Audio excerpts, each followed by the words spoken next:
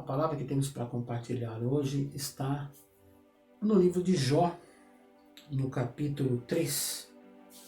Eu quero ler alguns versos com vocês.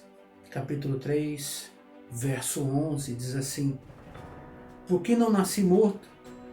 Por que não morri ao nascer? No verso 16, Jó diz assim: Se a minha mãe tivesse tido um aborto às escondidas, eu não teria existido, e seria como as crianças que nunca viram a luz do dia. No mesmo capítulo 3, no verso 24, ele diz assim, olha: Em vez de comer eu choro, e os meus gemidos se derramam como água. Aquilo que eu temia foi o que me aconteceu, e o que mais me dava medo me atingiu. Não tenho paz, nem descanso, nem sossego, só tenho aflição. Queridos, hoje eu quero conversar com vocês com um tema muito importante. Mas muitas vezes as pessoas evitam falar sobre isso. Do que você está falando, pastor? Queridos, eu quero falar hoje com vocês sobre o desejo que algumas pessoas apresentam de morrer. Em algum caso, até de tirar a própria vida. O suicídio é uma palavra que poucas pessoas gostam de usar, gostam de falar, mas é uma realidade. O mundo em que vivemos hoje é um mundo em que muitas pessoas têm se suicidado. Essa é uma realidade e nós não podemos fugir dela. Não estou dizendo que nós devemos concordar, mas é uma realidade que nós temos que entender que ela existe. Não adianta fechar os olhos, fazer de conta que não acontece. Isso acontece em muitos lugares, mas também acontece no meio de muitos cristãos. Estamos vivendo numa época de pandemia, em que muitas pessoas estão tão assustadas, tão preocupadas, e muitas pessoas não têm uma perspectiva de vida. Na nossa história aqui, Jó passou por um problema tão grave que nós nunca passamos. A verdade é essa. Um problema de perda de família, de bens, da saúde, os amigos, todos os apoios, familiares, enfim. Jó estava por conta própria e ele não entendia o que estava acontecendo. Quando nós lemos a história de Jó na Bíblia, a gente entende, porque a gente vai lendo a história e vai entendendo o que acontece lá na frente. Mas quando Jó vivia aquilo, ele não tinha a mínima ideia do que estava por vir. Ele se achou um desgraçado, se achou um miserável, ele começou a questionar Deus, por que isso está acontecendo? Eu procuro te adorar, eu procuro ser fiel.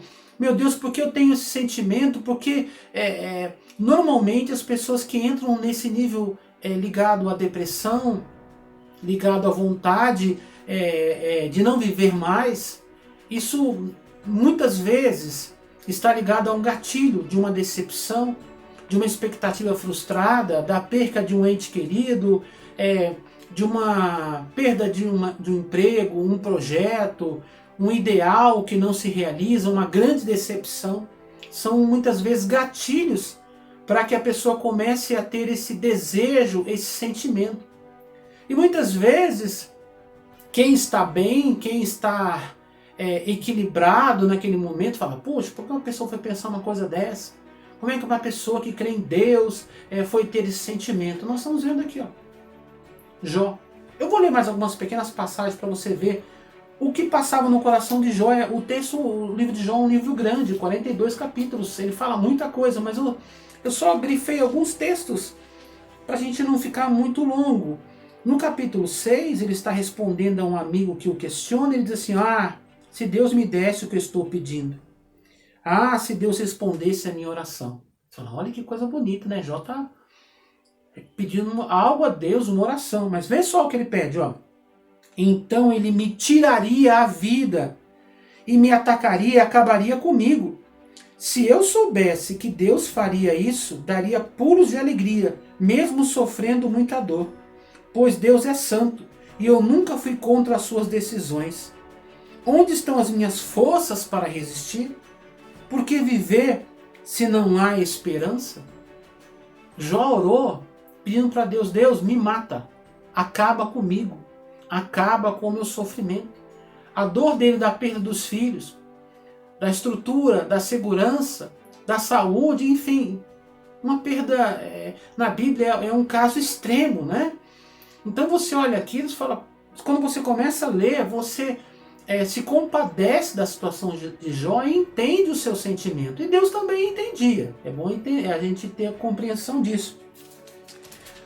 Eu separei mais textos. Tem muitos, mas eu só separei alguns. Ó. No capítulo 7, agora no verso 3, diz assim, ó.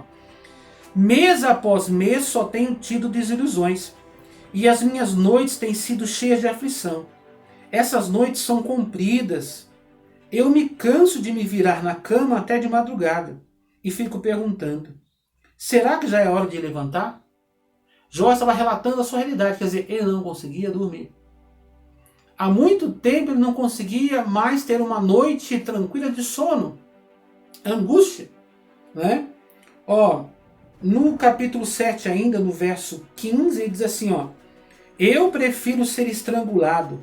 É melhor morrer do que viver neste meu corpo. Detesto a vida. Não quero mais viver. Deixa-me em paz, pois a minha vida não vale nada. Ele estava pedindo a morte, desejando a morte como uma coisa que ele mais queria naquele momento. Nossa, pastor, eu não tinha parado para perceber, talvez você não tenha lido esse texto, ou quando leu não se ateve a esses detalhes sobre essa ótica que eu estou conversando com vocês aqui. Olha, tem mais ainda, no capítulo 10, verso 18, ele diz assim, ó Deus, por que me deixaste nascer? Eu deveria ter morrido antes mesmo que alguém me visse. Eu teria ido do ventre da minha mãe para a sepultura. Teria sido como se nunca tivesse existido. E ele entra num outro tema aqui, né, que a gente começou a ler no capítulo 3 aqui, que diz assim, ó, no verso 16, se minha mãe tivesse tido um aborto às escondidas, eu não teria existido e seria como as crianças que nunca viram a luz do dia. O que Jó está dizendo? É melhor se minha mãe tivesse abortado e eu não tivesse nem nascido. Olha que coisa terrível, que palavras duras, que palavras que mostram uma dor tão grande. E eu vou dizer uma coisa para vocês, que só entende uma dor dessa quem já passou por ela. Como eu disse agora há pouco, muitas pessoas não compreendem e falam, por que o fulano assim é um cristão, é um servo de Deus, crê em Deus? Como é que a pessoa teve esses sentimentos? Porque eu quero dizer que a alma humana ela é muito complexa, né? E muitas vezes os sentimentos, como eu disse, são disparados por gatilhos, por decepções, por perdas, por uma série de motivos. Não vamos entrar profundamente nesse assunto, porque eu também não sou especialista nesse assunto, eu sou um pastor. A gente ouve muitas pessoas, conversa com muitas pessoas, aconselha muitas pessoas. A gente ouve relatos. Mas hoje eu quero trazer uma palavra para você. Não é para dizer, olha, então tá vendo, é isso mesmo, é melhor morrer. Não estou aqui concordando com isso. Eu quero mostrar para você que existe uma continuidade. Que esse sentimento que Jó teve é um sentimento humano, que qualquer um de nós pode ter. Mas o que eu estou dizendo para você hoje aqui é o seguinte, não é o fim. Deus não quer que você morra sem completar a sua carreira, sem você deixar um legado, sem você cumprir o propósito que Deus colocou sobre a sua vida. Não é uma oração que deve ser feita pedindo a morte, mas uma oração dizendo, Senhor, eu quero cumprir o meu propósito. Eu quero dizer uma palavra para você, não me entenda mal, mas o dia que Deus achar que você não tem mais nada para acrescentar nesse mundo, Ele leva você embora. Não precisa você pedir, não. Se você não tiver, você é um servo de Deus, você não tem mais propósito, você é uma pessoa que crê em Jesus, entregou a vida, você é um salvo em Jesus.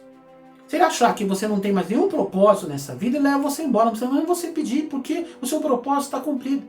Se você está aqui ainda, mesmo que sofrendo, angustiado, é porque Deus tem um propósito para a sua vida. Deus tem algo para você. Jó era um homem de fé, um homem de Deus e passou por isso. A gente conhece a história, né? O diabo quis tirar Jó da presença de Deus. Mas Deus confiava em Jó. E muitas vezes nós não confiamos, não acreditamos que há um propósito maior para nós. E Deus está dizendo, eu confio em você, filho, passa por isso. Filho, continua, eu estou com você. Eu estou calado porque eu preciso que você amadureça nesse processo. Mas eu estou perto de você. Eu estou te ajudando. O meu espírito vai fortalecer o seu espírito. E você vai vencer essa. Porque dessa experiência, isso vai redundar em algo grande, em algo maior. Quando a gente lê a história toda, o livro é longo, né? 42 capítulos, e Jó fala, os seus amigos retrucam, acusam de coisas que ele realmente não fez, né? E é difícil, porque ele perdeu tanta coisa, ainda tem os seus amigos para dizer que ele estava errado, que ele era um pecador, que ele desobedeceu a Deus, enfim. Irmãos, tanta pressão na cabeça de Jó não era fácil. É por isso que nós temos que, como cristãos, compreender o que as pessoas que passam por isso estão sentindo. Qual é a pressão que elas estão vivendo, qual é a cobrança que elas têm em si mesmas e a cobrança que os outros colocam sobre elas, as expectativas que ela criou, as decepções que ela está vivendo, os sentimentos. As pessoas não são iguais, não julgue as pessoas porque elas não são iguais. Mas a gente olha a história e no final da história, Deus chama Jó para uma conversa. E Deus se mostra grandioso, Deus se mostra maravilhoso, e Deus mostra para Jó que ele não perdeu o controle da situação em nenhum momento. E aí no capítulo 42, Jó diz, Senhor, eu te conhecia só de ouvir falar, mas agora os meus olhos te veem. Agora eu compreendo a sua vontade, eu falei bobagem. Eu falei coisas que eu não deveria falar. Me perdoa, Senhor. Né? Eu estou usando a minha linguagem, as minhas palavras aqui para interpretar o capítulo 42 de Jó. Tá? Então, ele reconhece que Deus tem o controle, que ele não estava entendendo direito o que estava acontecendo, mas agora ele compreende. E ele se arrepende. Né? Aí Deus fala para ele, Jó, você vai orar pelos seus amigos, porque eles não foram bons amigos. Eles tentaram te ajudar, mas fizeram coisas que não foram boas. Jó ora por eles. E a Bíblia, depois que Jó ora por eles, Deus restaurou a sorte de Jó. Deus deu filhos para ele, né? Deu filhos para ele, disse que ele tinha 10 novos filhos, 3 filhas que eram as mais bonitas que se ouvia falar. Deus prosperou, duplicou tudo que ele tinha. Ele perdeu muita coisa, Deus deu o dobro, aumentou muito mais. E a Bíblia diz que os seus familiares vieram consolá-lo quando esse da sua primeira perda, lhe trouxeram bens, agradaram Jó, quer dizer, a sorte dele virou de uma tal forma que a sua segunda condição era muito melhor do que a primeira. Ele achava que já tinha tudo, mas Deus tinha muito mais para ele ainda. Por quê? Porque apesar de toda a dor, sofrimento que nós citamos aqui, ele não deixou de crer em Deus. E o meu conselho para você é não desista. Não desista. Você não nasceu sem um propósito. Mas era melhor se eu não tivesse nem nascido, como Jó chegou a citar aqui. Não, você nasceu porque Deus tem um propósito para a sua vida. Outras vidas precisam de você. A sua família, talvez você não entenda isso, precisa de você.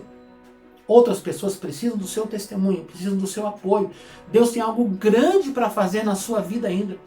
O pastor Myles Munroe, né, que é um dos pregadores que a gente mais gosta, eu particularmente, né, ele tem muitos livros escritos sobre o potencial humano, né, segundo a perspectiva de Deus. E ele sempre citava nos seus livros, dizendo assim, o cemitério era o lugar onde tinha maiores talentos. Falou assim, você é um cemitério, você olha ali, ali estão enterrados muitos sonhos, muitos projetos, livros que não foram escritos, ideias, projetos, invenções, projetos sociais, tantas coisas estão enterradas ali porque eles morreram com as pessoas. Mas Deus não quer isso não. Deus quer que você cumpra o seu propósito. Você tem sonhos? Pastor, eu até tinha, mas com tudo isso é melhor não. Não tenha, continue, ore. Deus tem um propósito maior para você. Deus tem uma grande bênção para você. Jó se tornou uma referência, né? Nós estamos citando Jó hoje, milhares de anos depois, porque ele perseverou. Não é que ele não teve esses sentimentos de vontade de morrer, teve, está escrito aqui, mas ele perseverou. Ele continuou acreditando em Deus, esperando que alguma coisa acontecesse. E Deus restaurou a sorte de Jó. Deus abençoou a Jó e mudou a sua história. Mas eu quero citar rapidamente um outro personagem bíblico que passou por uma situação parecida, no sentido de sentimento de morte. Um dos maiores profetas do Antigo Testamento, Elias, ele trabalhou para o Senhor, fez muitas coisas abençoadas, e num dado momento, aquilo que ele esperava que fosse acontecer, não aconteceu. vencer os profetas de Baal, os profetas poste-ídolos, Baalins, enfim. Ele queria ter uma solução completa para a situação de Israel. Mas com o seu desafio no Monte Carmelo, ele resolveu uma parte. Mas tudo não resolveu. E a rainha que ele achava que ia ser vencida, Jezabel, não tinha sido vencida ainda. Ela ficou mais irada e prometeu matá-lo. E nesse momento, ele fugiu. O grande profeta Elias fugiu, se refugiou e pediu para Deus: Senhor, eu não valho mais do que os meus pais. Senhor, para mim é melhor morrer. E a Bíblia diz que ele pediu a morte. Pediu para morrer, Elias pediu para morrer. Mas aí Deus falou com ele, falou: não, filho, não. Você não vai morrer agora não. Sabe por quê? Porque eu tenho algo para fazer para você. E Deus o separou para ungir reis. Ainda falou: não, você tem que ungir reis. E ele falou: olha, e você tem ainda que preparar, você tem que discipular ainda alguém que vai ficar no seu lugar, que foi Eliseu. Né? E depois disso, Deus restaura, Deus o fortalece, ele se levanta, faz sua caminhada, levanta Eliseu, unge esses reis, faz tudo aquilo, mesmo com a perseguição, com a luta, que de certa forma continuava através de Acabe e Jezabel. Mas pastor, e daí? E daí, queridos, que Elias teve, não vou dizer morte, né? Porque a Bíblia fala que ele não morreu. Ele teve um final nessa vida aqui mais espetacular de todas as pessoas na Bíblia. Como assim, pastor? Né? O relato no livro de Reis é que Deus o tomou para si, Deus o arrebatou. Foi tomado num carro de fogo. O arrebatou na frente do seu sucessor, do seu ajudante, o seu obreiro naquele momento, que era Eliseu. Viu ele sendo levado num carro de fogo e Deus levou ele embora. Para ele. Você já imaginou? Ele achava que não tinha mais motivo para viver. Deus o usou para ungir reis. Deus usou para levantar um sucessor que teve o dobro da unção que ele tinha, que ele já era um homem muito ungido, muito abençoado. Para ter a unção o dobro da unção que ele teve, e Deus o arrebatou, Deus o tomou, levou ele embora. Ele pedia, antes ele queria morrer, desistindo das coisas. Mas aí Deus cumpriu um propósito muito maior na vida dele que ele imaginava, cumpriu as palavras que Deus havia dito, prometido para ele, e ele foi levado aos céus, uma morte espetacular. Só posso usar o termo morte, que na verdade ele não morreu. Ele é citado no Novo Testamento por João Batista, pelo próprio Jesus. Então imagine, ele queria morrer. Tudo isso que a gente está falando agora, essas coisas boas que aconteceram na vida de Elias, não teriam acontecido se ele tivesse desistido, morrido, acabado, ou se matado, ou pedido para alguém matar ele, ou se entregado a alguma coisa. Mas Deus restaurou a vida dele e cumpriu um propósito muito maior do que ele imaginava. Eu quero dizer para você, se você está vivo nessa terra ainda, é porque Deus tem um propósito maior para você. Deus tem algo que você precisa fazer. Deus tem algo que você precisa continuar, talvez, que você está fazendo e parou e acha que não vai continuar. Deus tem algo para fazer na sua vida que vai assustar as pessoas, que vai impactar as pessoas, que as pessoas vão dizer: puxa, que bênção, né? Deus quer que você deixe um legado, que o seu potencial não morra com você, mas que ele seja todo utilizado aqui, para que você seja uma verdadeira bênção que Deus prometeu para você. Talvez seja que o pastor já fez muita coisa nessa vida. Já servi a Deus, já fiz uma obra para Deus. Queridos, entenda uma coisa: se você ainda está nessa terra, é porque Deus tem um propósito ainda para cumprir através da sua vida. Vamos orar? Pai, em nome de Jesus, eu quero nesse momento, Senhor, interceder pelos teus filhos que me assistem agora através desse vídeo ou me ouvem, mas que estão, Senhor, recebendo essa palavra no coração. Não desista, não desanime. Deus tem algo melhor, algo maior. Deus tem uma obra para fazer na sua vida. Pai, que não sejam as minhas palavras, mas que sejam as palavras do Teu Espírito Santo no coração dos Teus filhos. Ó Deus, se há alguma interferência, se há alguma ação maligna, se há, Senhor, um demônio atacando, criando situações, seja repreendido em nome de Jesus. Sai agora em nome de Jesus. Se é um sentimento do seu coração, uma tristeza, uma angústia natural, possível do ser humano, Pai, que Teu Espírito Santo venha curar. A Tua palavra diz que o Senhor levou sobre si as nossas dores, e o castigo que nos trouxe a paz estava sobre os Seus ombros, e pelas Suas pisaduras fomos sarados. Não somente sarados no nosso corpo físico, mas também sarados em nossa alma, de que toda ferida, toda dor, toda angústia, toda decepção, depressão, desejo de morte, saia em nome de Jesus. Pai, que o Teu Espírito Santo possa revelar-se a eles, para que eles entendam que o Senhor tem um propósito melhor e um propósito maior para eles, ó Pai. Eu lhe peço que eles sejam levantados, fortalecidos, Pai, e que daqui para frente eles possam realizar muito mais do que eles realizaram anteriormente. Se não realizaram nada ainda, que possam começar a realizar e ser bênção nas Tuas mãos. Eu lhe peço, Pai, em nome do Senhor Jesus. Amém.